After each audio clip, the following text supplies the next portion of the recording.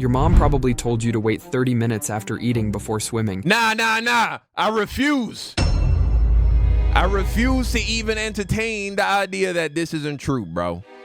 Not just the swimming thing, but the activity thing.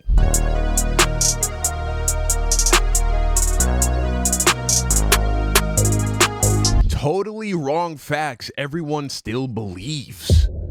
This ought to be interesting. Video by Chill Dude Explains. 170K subs. Not bad. All right, let's check this out. Let's get right into it. Number 10. The sugar high lie. Every parent thinks giving their kids sugar turns them into a tiny tornado. But that idea is completely wrong. Lies! I have children. Sugar definitely does something.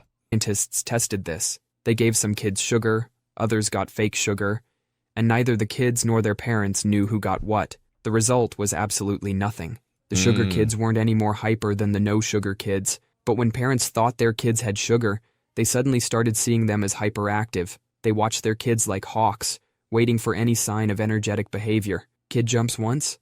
They blamed the sugar. Kid laughs? Sugar rush. This whole thing started back in the 1970s, when a doctor claimed food additives were making kids hyperactive. Parents jumped on that idea immediately. A kid bouncing off the walls at a birthday party probably has more to do with being at a birthday party than the cake they just ate. Yeah, 1,000%. I was kind of just joking. I've never noticed that with my kids. If anything, it causes them to get kind of sleepy whenever they have a lot of sugar, whether that be cake or candy or anything like that. If anything, they get a sugar crash. I don't notice my children being any extra hyper when they have sweets, personally. They're excited, playing with friends, maybe sleep-deprived. Those kids would be just as hyper if you gave them sugar-free cake. Number 9, your brain isn't slacking off. You've probably heard that humans only use 10% of their brains. Yeah. That's about as true as saying fish only use 10% of the ocean. This myth is so popular that Hollywood made entire movies about it. The ones where someone takes a magic pill and suddenly they're solving quantum physics while doing backflips. Right. Your brain is already going full throttle all the time. Scientists can watch brains light up in real time using special scanners, and they see activity everywhere, all the time. Even when you're sleeping, your brain is working. Yeah, I think what it is that only 10% of your brain is dedicated to critical thinking and complex thought. The rest of your brain is used in a variety of different ways, such as keeping your heart beating, keeping you breathing, things of that nature, regulating your hormones. Now, I don't know if that's true either, but I do remember that, you know what I'm saying? It's not trying to say that you could cut off 90% of your brain and you would be the same person. Controlling your breathing, managing your heartbeat, and replaying embarrassing memories. Your brain only makes up 2% of your body weight, but this overachiever uses 20% of your body's energy. Crazy. That's like having a tiny space heater that eats all your electricity. If 90% of your brain was really doing nothing, evolution would have removed it ages ago. Nature doesn't keep useless stuff around. The proof is what happens when any tiny part of the brain gets damaged. Even a small injury can cause major problems. Right. This 10% myth likely came from a Harvard researcher in the 1800s who said people weren't living up to their full potential. Then someone misinterpreted that to mean we only use 10% of our brains. Number 8. Pennies from heaven won't kill you. You've probably heard that a penny dropped from the Empire State Building could punch through someone's skull. That's not true. When someone drops a penny from up high, it starts falling, picking up speed thanks to gravity, but then air resistance kicks in. Air isn't empty space. It pushes back against anything moving through it too fast. The penny hits these air molecules and starts tumbling. By the time it falls about 50 feet, it reaches terminal velocity, which is just 25 miles per hour. That's slower than an average bicycle rider. Getting hit by a penny at that speed would feel like someone flicking you. Annoying, but not fatal. If you drop that same penny in a vacuum, like space, it would reach speeds over 200 miles per hour. But down here on Earth, you're more likely to get seriously hurt by a falling ballpoint pen. Those are aerodynamic enough to act like tiny arrows. Number 7. Lightning's repeat offender status. The saying lightning never strikes the same place twice is wrong. The Empire State Building gets hit by lightning around 25 times every year. Damn. There was a park ranger named Roy Sullivan who got struck by lightning 7 different times. God damn. Just kill yourself, huh? Just, what's the point? Obviously, God's trying to get it done. I don't know why he keep, what's the message there, huh? They called him the human lightning rod. He survived all 7 strikes. After the 4th strike, his co-workers started avoiding him during storms. Lightning often hits the same tall objects repeatedly. If you're the tallest thing around, like a lone tree in a field, you're basically a target during a storm. Lightning can strike miles away from the actual storm. Really? These are called bolts from the blue because they can come out of a clear blue sky. You could be out there when the sky looks clear, and suddenly lightning strikes. That's Number 6, crazy. Vikings left their horns at home. Vikings never wore horns. That's insane because when I was working in construction, I know that's a meme now on this channel, but it's the context of the story. Back when I worked in construction, we worked with very large metal equipment that, for that reason, if there was a lightning storm within, I think it was like 10 or 7 miles or something like that, we had to shut everything down and, seek shelter. And so that's making me realize what he's saying right now, that lightning can strike out of a clear blue sky, that we were really pushing that shit way past what was safe. It should be really more like 15, 20 miles, it sounds like.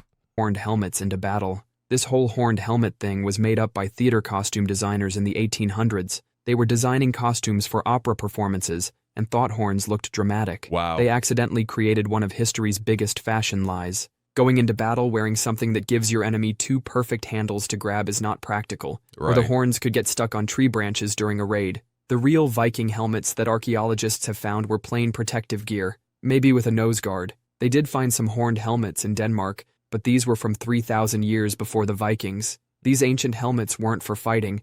They were ceremonial, like an ancient crown. Some opera costume designers from the 1800s likely saw these ancient ceremonial helmets and thought, perfect, let's make the Vikings wear these. Now millions of people think Vikings ran around with horns on their heads. Number 5, your razor isn't making you hairier. You've probably heard that shaving makes your hair grow back thicker and darker. That's complete nonsense. Yeah, that doesn't even make sense, because for that to be true, that would mean that shaving causes you to produce new hair follicles. And if that was the case, well, then nobody would ever be bald, because bald people just would need to keep shaving that shit.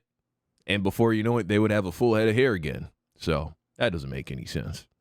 When you shave, you're giving each hair a tiny flat top haircut. Imagine cutting a tree straight across with a chainsaw. That stump feels rougher than the natural tapered end of a branch. Same thing happens with your hair. When it grows back, it feels thicker because you've created thousands of tiny flat-topped hair stumps. Scientists have studied this for decades.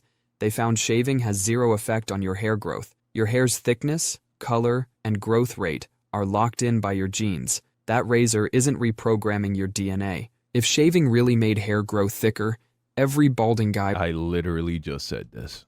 would be shaving their head daily. We'd have found the cure for baldness in a can of shaving cream. But Jeff Bezos is still bald, despite being able to afford infinite expensive razors. The myth persists because the stubble feels convincing when it grows back. It's the same old hair, just with a blunt end. Number 4, swim whenever you want. Your mom probably told you to wait 30 minutes after eating before swimming. Nah. I refuse. I refuse to even entertain the idea that this isn't true, bro.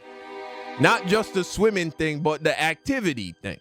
You know what I'm saying? Like, whenever I eat a heavy meal, bro, I got to sit down and allow my food to settle and digest. I can't go off doing any physical activities, much less swimming.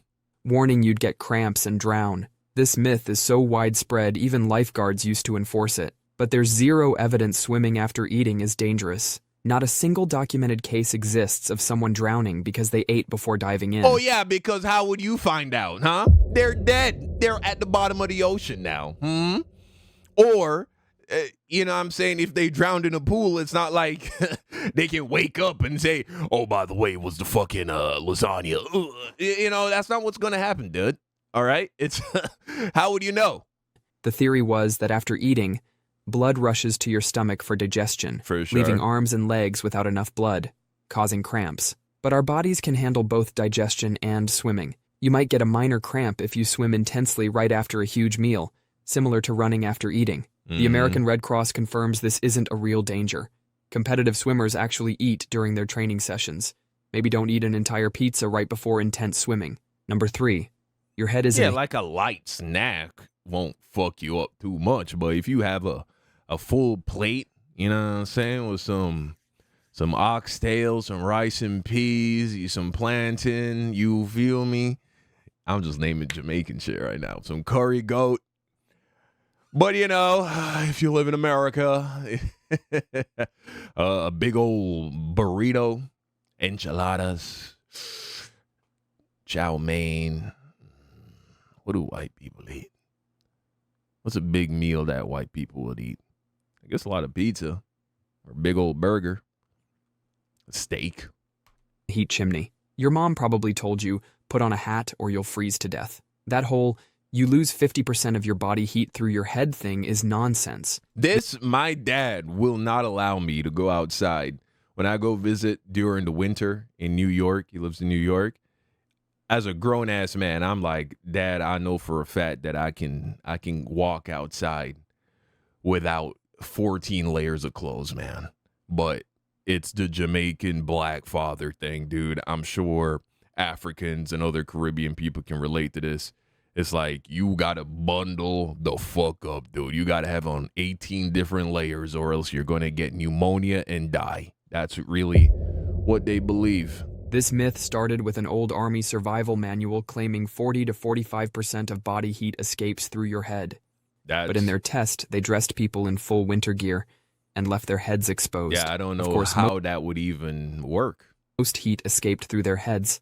It was the only part not covered. Your head makes up about 10% of your body's surface area, so it can only lose about 10% of your body heat. Heat loss is actually proportional to whatever skin is exposed. Your head might feel extra cold because it has more blood vessels close to the surface, but you're not actually losing significantly more heat there compared to other exposed body parts. The only time this advice actually makes sense is for babies and small kids. Their heads are proportionally bigger compared to their bodies. That makes sense. So they do lose more heat up there. But for adults, your uncovered arms will lose just as much heat as your uncovered head. Number 2, goldfish memory. Everyone says goldfish have a 3-second memory. That's complete nonsense. These fish are actually pretty smart. Scientists put goldfish in mazes. They not only solved them, but remembered the solution months later. Wow. These fish can even recognize faces. Imagine being a goldfish, swimming in your bowl, thinking, oh look, it's Dave again with the food. They can also learn tricks. Some goldfish trainers have taught them to do things like swim through hoops or play soccer. Some goldfish have learned to tell different pieces of music apart. And they can do all this with a brain smaller than a pea. Scientists... Yeah, but they're too stupid to not know to not overeat. I remember this one time when I was a kid and my mom and my entire family, we were going out of town for like the weekend.